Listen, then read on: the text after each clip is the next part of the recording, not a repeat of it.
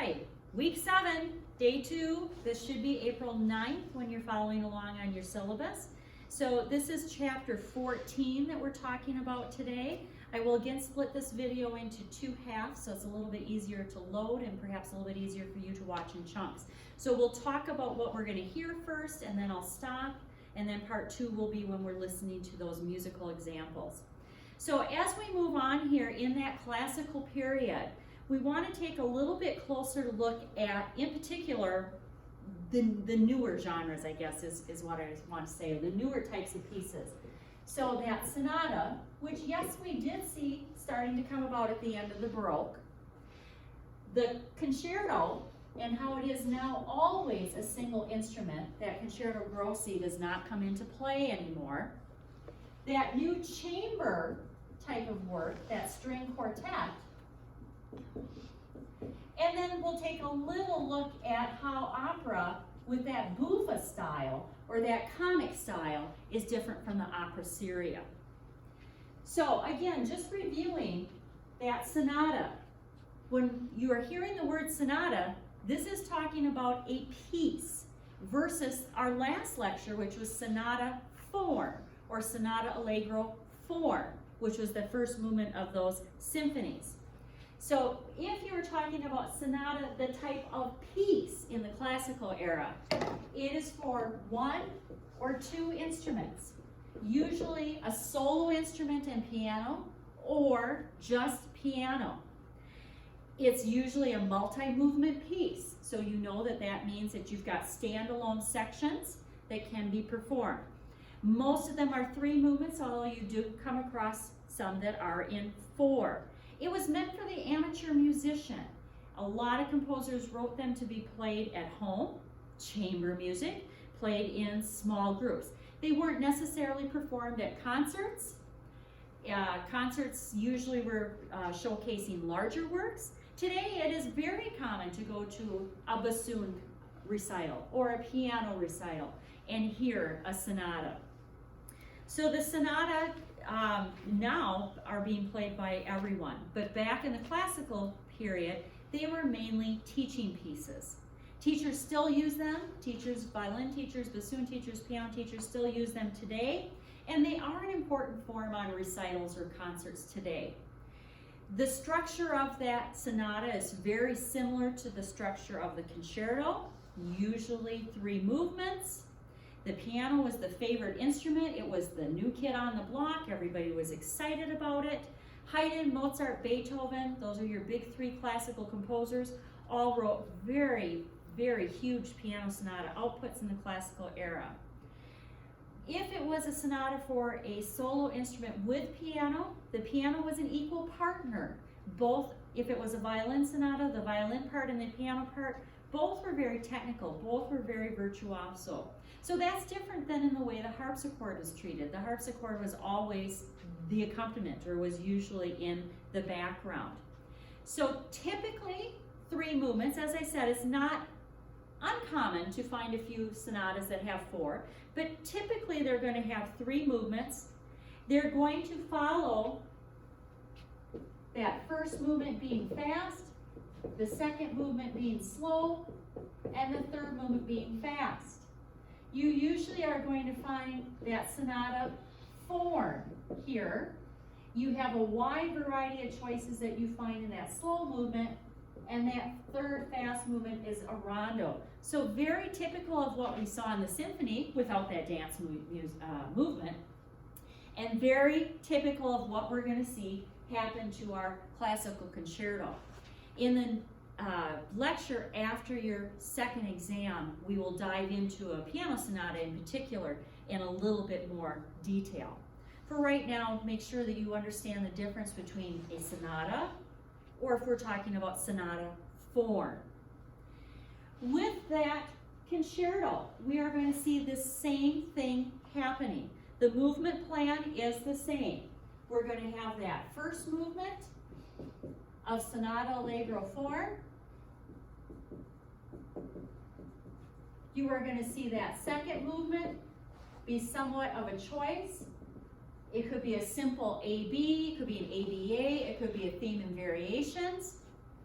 And we're going to see that third movement usually be a rondo again, with that alternating theme that we looked at the end of our last lecture, with that Haydn piece, with the A theme that keeps coming back. So with that sonata form in a concerto, let's think about the parts that we had. We had the exposition, and in that exposition, we were introduced to our two themes. They were in different keys, that gave us the contrast. And then we found that that exposition was usually repeated. When we are looking at a concerto, that exposition is repeated, but not identical. This time what we're going to find happens is that an exposition is played once with just the orchestra playing through that first theme and second theme.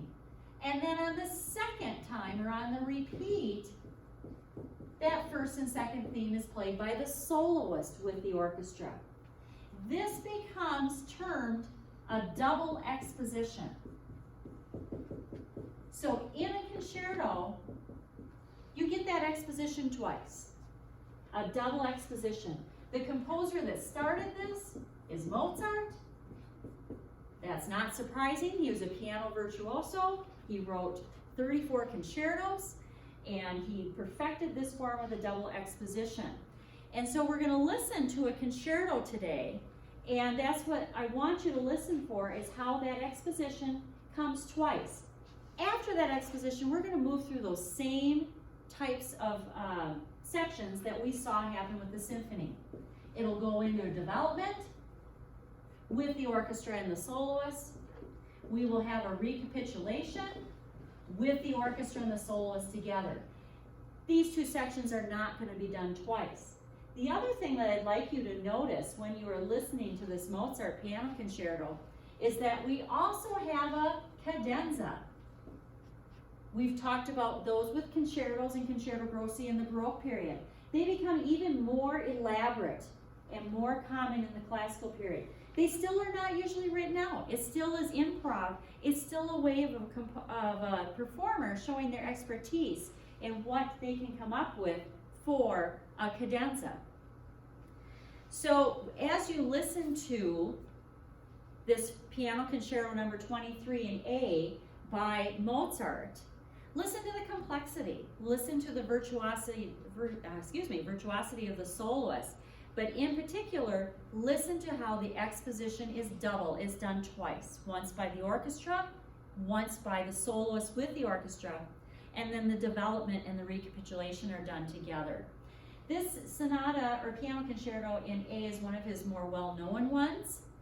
It was written in 1786. The piano is often independent of the orchestra with its runs and its lines, and then it comes back together. There's a lot of lyricism in it. There's some beautiful legato lines in it. You'll hear some alternating between major and minor. The first theme is in the winds. We'll hear it in the orchestra. The second theme then is contrasting with violins and bassoon. And then we hear it go back and we hear those exact two themes again, but this time done with the piano.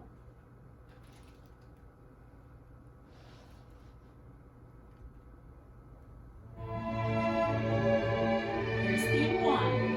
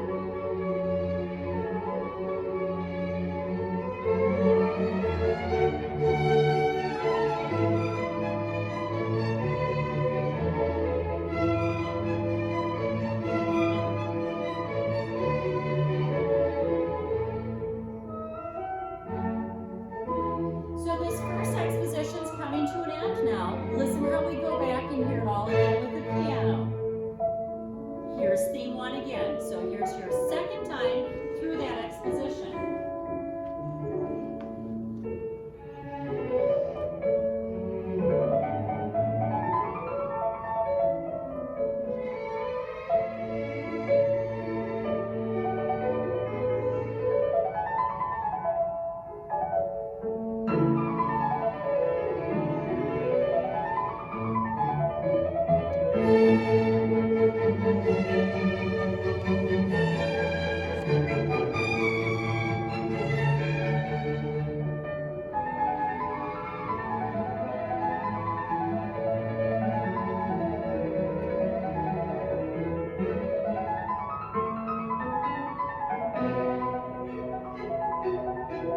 Setting us up for that second theme. So you can hear how that piano is doing the exact same thing. In your text on page 186, again, you've got a wonderful guide to help you go through this first movement. I want to point out to you, I'm going to move ahead here, since we spent a lot of times in the Baroque period talking about the cadenza and how it was added. Here's an example of a cadenza in that classical style.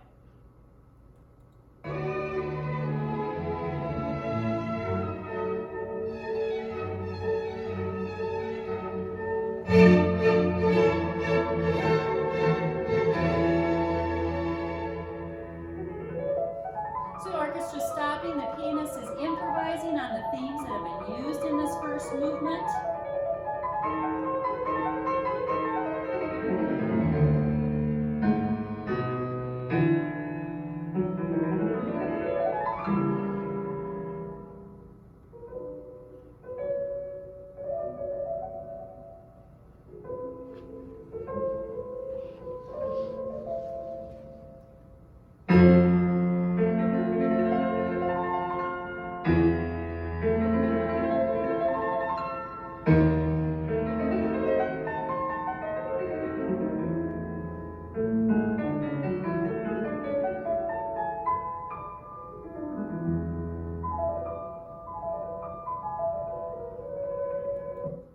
The pianist signals the orchestra that his cadenza is done by a trill, is when you're going very quickly between two different notes, and then the orchestra knows to come in to join them for a coda to wrap up that movement.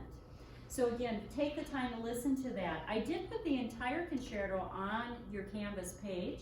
So your book does not talk about movements 2 and 3, but take a listen. See if you hear the same type of things that we're talking about for format. Is the second movement slower? Is it more contrasting? Is it a simpler form? Can you hear the rondo theme in that third movement? With string quartets, the exact same thing is happening. So a string quartet, we talked about last time, is the start of what we're going to see as a big movement in chamber music. So chamber music meaning a piece that's written for a small room, a small hall, perhaps a living room. Intimate in character in the fact that it's a very limited number of players, usually one player per part. Intimate in character in the fact that you're right next to the ensemble playing, with it being in a small venue. Your string quartet's very much following the sequence of a symphony with 4 movements. It's just not as many instruments. As we said in our last lecture, your string quartet is usually 2 violins, a viola, and a cello, although you can get some variety on that. It's one of the more popular forms of chamber music. Chamber music is usually played without a conductor. There's few performers. They have visual cues for each other as far as keeping the beat and when to come in. There's a lot of interplay. Our 3 big classical composers we're talking about here today, Haydn, Mozart, and Beethoven, all wrote many, many different string quartets. On your Canvas page, I've put 2 different string quartets that I hope you'll take a listen to. The first one is a string quartet by Beethoven. This one has the score, which I thought you might find interesting to look at. You can see the 4 individual parts here. All 4 movements are on Canvas, so see if you can follow the expected form. See if you can hear the differences between tonic for the first movement and tonic for the last movement. See if you can hear sonata allegro form. But this is a fun one to watch with that score. I also put for you a more recent example of a Kronos quartet, which is a famous quartet. It's an American string quartet based out of San Francisco. I had different members rotate in and out for about the last 40 years. But they take a lot of contemporary genres and put them into string quartet form. So I thought you might enjoy seeing how, when we talk about these older forms, I think it's easy to think, well, this is not around today. This is not contemporary music today. And here it very much is a contemporary piece. This is actually a string quartet based on the song Purple Haze by Jimi Hendrix. So take a listen to it. There's a short introduction that the violinist gives you to it. Purple Haze was a big headline song that was done at Woodstock and very popular in the UK. So I encourage you to take a listen and see what a string quartet based in the 1700s versus something that has been done in 1970 and compare them. I'm going to stop this video here. Part 2 will continue with a look at opera buffa for this same lecture day.